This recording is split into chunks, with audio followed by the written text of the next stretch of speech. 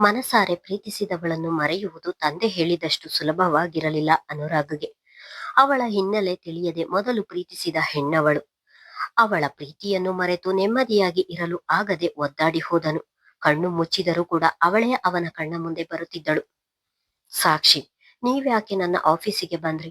ಬಹುಶಃ ನೀವು ಅಲ್ಲಿಗೆ ಬರ್ಲಿಲ್ಲ ಎಂದಿದ್ದರೆ ನಾನು ನಿಮ್ಮನ್ನು ಪ್ರೀತಿಸುತ್ತಿರಲಿಲ್ಲ. ಈಗ ನೋಡಿ, ಅಪ್ಪ ಹೇಳಿದ ಹಾಗೆ ಸುಲಭವಾಗಿ ಮರೆಯಲು ಆಗದೆ ಒದ್ದಾಡುತ್ತಿದ್ದೇನೆ. ಮುಂದೆ ಏನು ಎನ್ನುವುದೇ ದೊಡ್ಡ ಚಿಂತೆಯಾಗಿದೆ ನನಗೆ ಎಂದು ಹೇಳಿಕೊಂಡು ಕಣ್ಣು ಮುಚ್ಚಿದವನ ಕಣ್ಣಿನಿಂದ ಒಂದು ಬದಿಗೆ ನೀರು ಇಳಿದಿದ್ದವು. ಅದಾಗಲೇ ರಾತ್ರಿ 9ರ ಸಮಯವಾಗಿತ್ತು. ರಾಮಚಂದ್ರರು ಅಂಗಡಿಯನ್ನು ಮುಚ್ಚಿಕೊಂಡು ಆಗಷ್ಟೇ ಮನೆಗೆ ಬಂದು ಕೈಕಾಲು ತೊಳೆದು ಡೈನಿಂಗ್ ಟೇಬಲ್ ಮೇಲೆ ಊಟಕ್ಕೆ ಕುಳಿತಿದ್ದರು. ಅವರು ಊಟ ಮಾಡುವವರೆಗೂ ಸುಮ್ಮನಿದ್ದ ಲಲಿತಾ ಅವರು ಊಟ ಮಾಡಿ ಹೋಗಿ ಸೋಫಾ ಮೇಲೆ ಕುಳಿತುಕೊಳ್ಳುತ್ತಿದ್ದ ಹಾಗೆ ಅವರ ಎದುರಿಗೆ ಕುಳಿತು ಅದಾಗಲೇ ವಿಷಯಕ್ಕೆ ಪೀಠಿಕೆ ಹಾಕಿದರು. ಟೈಮ್ ನೋಡಿ ಎಷ್ಟಾಗಿದೆ. ಈ ವಯಸ್ಸಲ್ಲಿ ಮೊಮ್ಮಕ್ಕಳನ್ನು ಆಡಿಸಿಕೊಂಡು ಮನೆಯಲ್ಲಿ ಇರಬೇಕು. ಅದು ಬಿಟ್ಟು ಇಷ್ಟು ರಾತ್ರಿಯವರೆಗೂ ನಿಂತು ಕೆಲಸ ಮಾಡಿದ್ರೆ ನಿಮ್ಮ ಆರೋಗ್ಯ ಏನಾಗ್ಬೇಕು ಹೇಳಿ ಎಂದರು. ಮೊಮ್ಮಕ್ಕಳನ್ನು ಆಡಿಸಿಕೊಂಡು ಮನೆಯಲ್ಲಿ ಇರಲು ನಮ್ಮ ಮನೆಯಲ್ಲಿ ಮಕ್ಕಳೇ ಇಲ್ಲವಲ್ಲ, ಏನು ಮಾಡೋಣ? ಕಷ್ಟಪಟ್ಟು ತೆರೆದ ಅಂಗಡಿ ಈಗ ಚೆನ್ನಾಗಿ ನಡೆಯುತ್ತಿದೆ. ಅದನ್ನು ಬಿಡಲು ಮನಸ್ಸಾಗುತ್ತಿಲ್ಲ. ನನ್ನ ಮಗ ಇದ್ದಿದ್ರೆ ಅದನ್ನು ನಡೆಸಿಕೊಂಡು ಹೋಗುತ್ತಿದ್ದ ಎಂದು ನಿಡಿದಾದ ಉಸಿರನ್ನು ಹೊರದಬ್ಬಿ ಹೇಳಿ ಆಯಾಸವಾದಂತೆ ಕುಳಿತು ಬಿಟ್ಟರು. ಮನದಲ್ಲಿ ಅದೆಷ್ಟು ನೋವು ಅಡಗಿದೆ ಎನ್ನುವುದು ಇಂದು ಮುಖದ ಮೇಲೆ ಎದ್ದು ಕಾಣುತ್ತಿತ್ತು. ಮೊಮ್ಮಕ್ಕಳು ಎಂದರೆ ಮಗನ ಮಕ್ಕಳೇ ಆಗ್ಬೇಕಾ? ನಮಗೂ ಒಬ್ಬಳು ಮಗಳಿದ್ದಾಳೆ, ಅವಳಿಗೂ ಕೂಡ ಮಗ ಇದ್ದಾನೆ. ಅವನನ್ನು ಆಡಿಸಿಕೊಂಡು ಕಾಲ ಕಳೆಯಬಹುದು. ನೀವು ಹೇಳಿದ ಹಾಗೆ ನನ್ನ ಮಗ ಇದ್ದಿದ್ದರೆ ಅಂಗಡಿ ನೋಡಿಕೊಳ್ಳುತ್ತಿದ್ದ, ಆದ್ರೆ ಈಗ ಇಲ್ಲವಲ್ಲ ಎಂದು ಹೇಳಿದ ಲಲಿತಾ ಅವರ ಕಣ್ಣಿನಲ್ಲಿಯೂ ನೀರು ಜಿನುಗಿತು. ಅದನ್ನು ಸೆರಗಿನಿಂದ ತೊಡೆದುಕೊಂಡವರು, ಈಗ ಮಗಳಾದರೂ ಇದ್ದಾಳೆ, ಎಲ್ಲಾ ಜವಾಬ್ದಾರಿಯನ್ನು ಅವಳಿಗೆ ವಹಿಸಿ ನೀವು ನೆಮ್ಮದಿಯಾಗಿ ಇರಬಹುದಲ್ವಾ ಎಂದರು. ನೇರವಾಗಿ ಮಗಳಿಗೆ ಆಸ್ತಿ ಬರೆಯಿರಿ ಎಂದು ಹೇಳಲಾಗದೆ ಈ ರೀತಿ ಪೀಠಿಕೆ ಹಾಕುತ್ತಿದ್ದರು. ಮಗಳು ಅದಾಗಲೇ ತನ್ನ ತಾಯಿಯ ತಲೆ ಕೆಡಿಸಿ ಹೋಗಿದ್ದಾಳೆ ಎಂದರಿತ ರಾಮಚಂದ್ರರು ವಿಷಾದದಿ ನಕ್ಕು ಸುಮ್ಮನೆ ಕುಳಿತರು. ಯಾಕೆ ಹಾಗೆ ನಗುತ್ತಿದ್ದೀರಾ? ನಾನು ಹೇಳಿದ್ದು ಸರಿಯಾಗಿದೆ ತಾನೆ? ಇನ್ನೆಷ್ಟು ದಿನ ಹೀಗೆ ಗಂಡ ಹೆಂಡತಿ ಇಬ್ಬರು ಒಂಟಿಯಾಗಿ ಇರುವುದು? ನಮಗೆ ಈಗ ಇರುವುದು ಒಬ್ಬಳೇ ಮಗಳು. ನವ್ಯಳ ಹೆಸರಿಗೆ ಆಸ್ತಿ ಬರೆದು ಅವಳನ್ನು ಕರೆದುಕೊಂಡು ಬಂದು ನಮ್ಮ ಮನೆಯಲ್ಲಿಯೇ ಇರಿಸಿಕೊಳ್ಳಬಹುದಲ್ಲವಾ? ವಯಸ್ಸಾದ ನಮಗೂ ಆಸರೆಯಾಗುತ್ತದೆ. ಯಾರು ಇಲ್ಲದೆ ಅಳುತ್ತಿರುವ ಈ ಮನೆ ಎಲ್ಲರೂ ಇದ್ದರೆ ನಗುವಂತಾಗುತ್ತದೆ ಎಂದರು. ಲಲಿತಾ, ನಾನಿನ್ನು ಆ ವಿಷಯದ ಬಗ್ಗೆ ಯೋಚಿಸಿಲ್ಲ ಎಂದು ಹೇಳಿದ ಗಂಡನ ಮಾತು ಕೇಳಿ ಒಳಗೊಳಗೆ ಅವರ ಮೇಲೆ ಕೋಪ ಬಂದರೂ ಕೂಡ ಅದನ್ನು ಮೇಲ್ನೋಟಕ್ಕೆ ತೋರಿಸಿಕೊಳ್ಳದೆ, ಯೋಚಿಸಿಲ್ಲ ಅಂದ್ರೆ ಏನು? ಯೋಚಿಸಲು ಏನಿದೆ? ಒಬ್ಬಳೇ ಮಗಳು, ನಮ್ಮ ಆಸ್ತಿಯೆಲ್ಲ ಅವಳಿಗೆ ತಾನೇ ಸೇರ್ಬೇಕು. ನಮಗೂ ಅವಳನ್ನು ಬಿಟ್ಟರೆ ಬೇರೆ ಯಾರಿದ್ದಾರೆ? ಆಸ್ತಿಯನ್ನು ಅವಳ ಹೆಸರಿಗೆ ಬರೆದು ಅಳಿಯನ ಜೊತೆ ಮಾತನಾಡಿ ಎಲ್ಲರೂ ಇಲ್ಲೇ ಬಂದು ಇರುವಂತೆ ಹೇಳಿ. ನೀವು ಹೇಳಿದ್ರೆ ನಿಮ್ಮ ಮಾತನ್ನು ಖಂಡಿತ ಕೇಳುತ್ತಾರೆ. ಅವನು ಹೋಗುವ ಜಾಗದಲ್ಲಿ ಅದೆಷ್ಟು ಸಂಬಳ ಕೊಟ್ಟಾರು?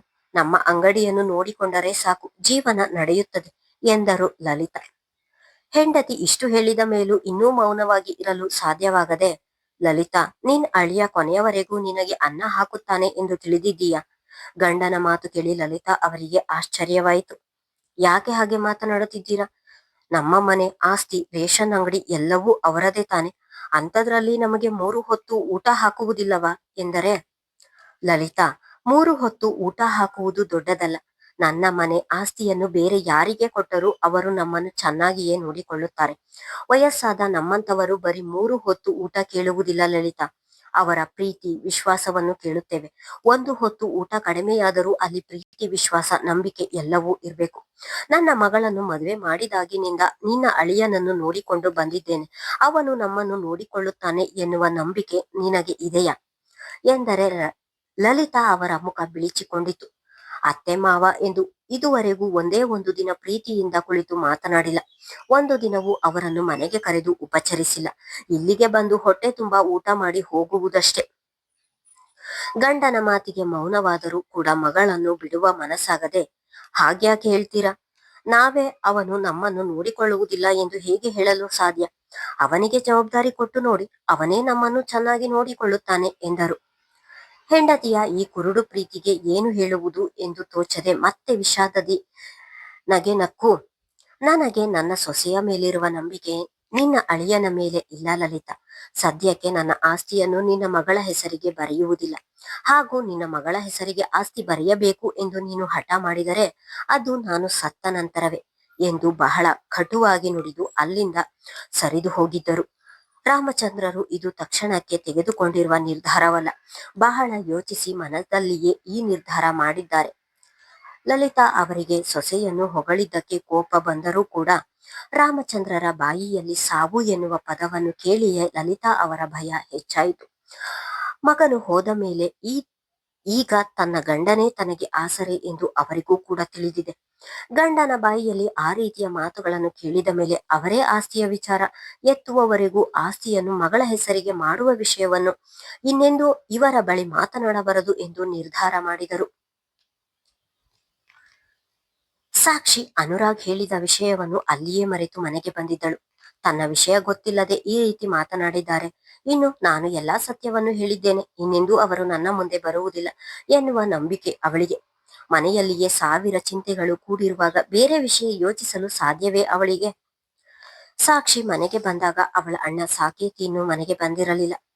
ಹೇಮ ರಾತ್ರಿ ಊಟ ಮಾಡದೆ ಇರುವುದರಿಂದ ಬೆಳಿಗ್ಗೆ ಸಾಕ್ಷಿ ಮಾಡಿಟ್ಟಿದ್ದ ತಿಂಡಿಯನ್ನು ತಿಂದು ಮಲಗಿದ್ದವಳು ಕೋಣೆಯಿಂದ ಹೊರಗೆ ಬಂದಿರಲಿಲ್ಲ. ಇಡೀ ಮನೆಯೆಲ್ಲ ಕೊಳಕಾಗಿ ಹಾಗೆಯೇ ಇತ್ತು. ಮನೆಯ ಸ್ಥಿತಿಯನ್ನು ನೋಡಿಯೇ ತನ್ನ ಅತ್ತಿಗೆಯ ಕೋಪ ಇನ್ನೂ ಕಡಿಮೆಯಾಗಿಲ್ಲ ಎಂದು ತಿಳಿದವಳು ಬಟ್ಟೆ ಬದಲಿಸಿ ಮನೆಯೆಲ್ಲವನ್ನು ಕ್ಲೀನ್ ಮಾಡಿ ಸ್ಕೂಲಿನಿಂದ ಬಂದ ಮಗುವಿನ ಬಟ್ಟೆ ಬದಲಿಸಿ ಅವಳಿಗೆ ಕುಡಿಯಲು ಹಾಲು ಕೊಟ್ಟು ಕಾಫಿ ಮಾಡಲು ನಿಂತಳು. ಅಷ್ಟರಲ್ಲಿ ಸಾಕೇತ್ ಕೂಡ ಮನೆಗೆ ಬಂದಿದ್ದನು. ಬಟ್ಟೆ ಬದಲಿಸಲು ಕೋಣೆಗೆ ಹೋದವನಿಗೆ ಹೆಂಡತಿ ಮಲಗಿರುವುದನ್ನು ನೋಡಿ, ಇನ್ನು ನಾನಂತೂ ಇವಳನ್ನು ಕನ್ವಿನ್ಸ್ ಮಾಡುವುದಿಲ್ಲ, ಏನಾದ್ರೂ ಮಾಡ್ಕೊಂಡು ಹಾಳಾಗೋಗ್ಲಿ ಎಂದು ತನ್ನಲ್ಲೇ ಹೇಳಿಕೊಂಡು ಬಟ್ಟೆ ಬದಲಿಸಿ ಹೊರಗೆ ಬಂದನು. ಅಣ್ಣ, ಅತ್ತಿಗೆ ಬೆಳಗ್ಗೆ ತಿಂಡಿ ತಿಂದಿರುವುದು, ಮಧ್ಯಾಹ್ನ ಊಟವನ್ನು ಮಾಡಿಲ್ಲ, ಈಗ್ಲಾದ್ರೂ ಏಳಿಸಬಾರ್ದ ಎಂದಳು ಅವನಿಗೆ ಕಾಫಿ ನೀಡುತ್ತ. ಬೆಳಿಗ್ಗೆ ತಿಂಡಿ ಮಾಡಿ ಕೆಲಸಕ್ಕೆ ಹೋಗಿ ಅಲ್ಲಿಂದ ಬಂದು ಇಷ್ಟೆಲ್ಲಾ ಕೆಲಸ ಮಾಡುತ್ತಿದ್ದೀಯ, ಆದ್ರೂ ಅವಳ ಯೋಚನೆಯನ್ನು ಬಿಟ್ಟಿಲ್ಲವಲ್ಲ ನೀನು. ಅವಳಿಗೆ ಹಸಿವಾದ್ರೆ ಅವಳೇ ತಿನ್ನುತ್ತಾಳೆ, ಅವಳ ಯೋಚನೆ ಬಿಟ್ಟು ನೀನು ಕಾಫಿ ಕುಡಿ ಎಂದು ಹೇಳುತ್ತಾ ತನ್ನ ಪಾಡಿಗೆ ತಾನು ಕಾಫಿ ಕುಡಿಯುತ್ತಿದ್ದನು. ತನ್ನಣ್ಣನ ಈ ರೀತಿಯ ಮಾತುಗಳನ್ನು ಕೇಳಿ ಯೋಚನೆ ಶುರುವಾಯಿತು. ತನ್ನಿಂದ ಅಣ್ಣ ಅತ್ತಿಗೆ ಇಬ್ಬರ ಮಧ್ಯ ಬಿರುಕು ಮೂಡುವುದು ಅವಳಿಗೆ ಇಷ್ಟವಿರಲಿಲ್ಲ. ನಿನ್ನೆಯಿಂದ ಮನೆಯಲ್ಲಿ ಆದ ಮಾತುಕತೆಗಳನ್ನು ಕೇಳಿದ್ದಾಳಲ್ಲ, ಹೇಗಾದ್ರೂ ಮಾಡಿ ಅತ್ತಿಗೆಯನ್ನು ತಾನೇ ಕನ್ವಿನ್ಸ್ ಮಾಡಬೇಕು ಎಂದು ಯೋಚಿಸಿ ಕಾಫಿ ಹಿಡಿದು ಅವಳೇ ಕೋಣೆಗೆ ಹೋದಳು. ಅತ್ತಿಗೆ ಎಂದು ಕೂಗುತ್ತಾ ಕೋಣೆ ಒಳಗೆ ಹೋದರೆ ಅವಳ ಮಾತು ಕೇಳಿಸಿದರೂ ಕೂಡ ಕೇಳಿಸಿದವಳ ಹಾಗೆ ಮಲಗಿದ್ದಳು. ಮತ್ತೊಮ್ಮೆ ಅವಳ ಬಳಿಗೆ ಹೋಗಿ ಅತ್ತಿಗೆ ಕಾಫಿ ತಂದಿದ್ದೀನಿ, ಎದ್ದೇಳಿ ಕುಡಿಯಿರಿ ಎಂದಳು. ನನಗೆ ಬೇಡ ಎಂದು ಹೇಳಿ ಕಣ್ಣು ಮುಚ್ಚಿದಳು. ಹೇಮಾಳ ಮಾತು ಕೇಳಿ ಈಗ ಏನು ಮಾಡುವುದು ಎನ್ನುವ ತಲೆನೋವು ಶುರುವಾಯಿತು. ಕಣ್ಣು ಮುಚ್ಚಿ ಯೋಚಿಸಿದವಳಿಗೆ ನೆನಪಾಗಿದ್ದು ದೀಪ.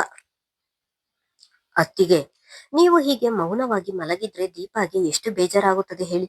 ಈಗಾಗ್ಲೇ ಬಂದು ನೀವು ಅವಳನ್ನು ಮಾತನಾಡಿಸುತ್ತಿಲ್ಲ ಎಂದು ಬೇಜಾರು ಮಾಡಿಕೊಂಡಿದ್ದಾಳೆ. ಗಂಡ ಹೆಂಡತಿ ಜಗಳದಲ್ಲಿ ಕೂಸು ಬಡವಾಯಿತು ಎನ್ನುವ ಹಾಗೆ ನೀವು ಈ ರೀತಿ ಮುನಿಸಿಕೊಂಡು ಮಲಗಿದರೆ ಮಗುವಿನ ಮೇಲೆ ಎಷ್ಟು ಕೆಟ್ಟ ಪರಿಣಾಮ ಬೀಳುತ್ತದೆ ಎಂದು ಯೋಚಿಸಿದ್ದೀರಾ? ಮನೆಯವರೆಲ್ಲರ ಜೊತೆ ಖುಷಿ ಖುಷಿಯಾಗಿ ಮಾತನಾಡಿಕೊಂಡು ಆಟವಾಡಿ ಬೆಳೆಯಬೇಕಿದ್ದ ಮಗು ಈಗ ಮೌನವಾಗಿ ಸೋಫಾ ಮೇಲೆ ಕುಳಿತಿದ್ದಾಳೆ. ಅಣ್ಣನಿಗೂ ಕೂಡ ಅವಳನ್ನು ಸರಿಯಾಗಿ ಮಾತನಾಡಿಸುತ್ತಿಲ್ಲ, ನೀವು ಕೂಡ ಮಾತನಾಡಿಸುತ್ತಿಲ್ಲ. ಹೀಗೆ ಆದ್ರೆ ಅವಳ ಮನಸ್ಸಿಗೆ ಎಷ್ಟು ಬೇಜಾರಾಗುತ್ತದೆ ಎಂದು ಯೋಚಿಸಿದ್ದೀರಾ? ಅಪ್ಪ ಅಮ್ಮ ಇಲ್ಲದೆ ಬೆಳೆದ ನನಗೆ ಯಾರ ಪ್ರೀತಿ ಹೇಗಿರುತ್ತದೆ, ಯಾರ ಒಲವು ಹೇಗಿರುತ್ತದೆ ಎಂದು ತಿಳಿಯಲಿಲ್ಲ. ಆದ್ರೆ ಇಬ್ಬರೂ ಇದ್ದು ಆ ಮಗು ಸಂಕಟ ಪಡುತ್ತಿದೆ.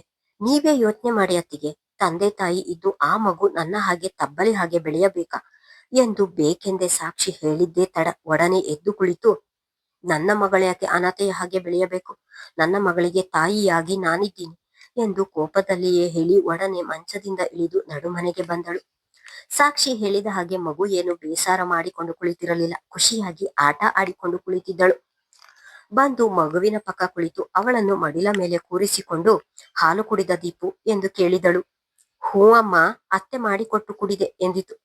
ಸಾಕೇತ್ ಕುಳಿತಿದ್ದ ಕಡೆ ಕೋಪದಲ್ಲಿಯೇ ನೋಡಿ ಮಗಳ ಜೊತೆ ಮಾತನಾಡುತ್ತಾ ಕುಳಿತಳು. ಮತ್ತೆ ಸುಮ್ಮನಾಗದ ಸಾಕ್ಷಿ ಅತ್ತಿಗೆ ಕಾಫಿ ಕುಡಿಯಿರಿ ಎಂದು ಕಾಫಿ ಹಿಡಿದಳು. ಈಗಲೂ ಅವಳ ಬಿಗುಮಾನ ಬಿಡದೆ ಇನ್ನೇನು ಬೇಡ ಎನ್ನಬೇಕು. ಅಷ್ಟರಲ್ಲಿ, ಅಮ್ಮ, ಅತ್ತೆ ಅವಾಗಿಂದ ಕಾಫಿ ಹಿಡಿದು ನಿಂತಿದ್ದಾರೆ, ಬೇಗ ಕಾಫಿ ಕುಡಿ ಎಂದ ಮಗಳ ಮಾತಿಗೆ ಗಂಟಲಿನಿಂದ ಪದ ಅಲ್ಲಿಯೇ ಉಳಿದು ಸುಮ್ಮನೆ ಕಾಫಿ ತೆಗೆದುಕೊಂಡು ಕುಡಿದಳು. ಸಾಕ್ಷಿ ಮುಗುಳು ನಕ್ಕು ಒಳ ಹೋದಳು. ದೀಪು, ನಾನು ನಿನ್ನನ್ನು ಮಾತನಾಡಿಸಲಿಲ್ಲ ಎಂದು ಬೇಜಾರು ಮಾಡಿಕೊಂಡಿದ್ದ ಎಂದು ಗಂಡನನ್ನು ನೋಡಿಕೊಂಡು ಮಗಳಿಗೆ ಕೇಳಿದಳು. ಇಲ್ಲ ಅಮ್ಮ, ನೋಡಿಲಿ, ಅತ್ತೆ ಇವತ್ತು ನನಗೆ ಹೊಸ ಟಾಯ್ಸ್ ಕೊಟ್ಟಿದ್ದಾರೆ ಎಂದಿತ್ತು ಖುಷಿಯಲ್ಲಿ. ಮಗಳ ಮಾತಿಗೆ ಹೇಮಾ ಸಾಕೇತ್ ಎದುರಿಗೆ ಅವಮಾನವಾದಂತಾಯಿತು. ಮುಂದುವರಿಯುವುದು. ಧನ್ಯವಾದಗಳು.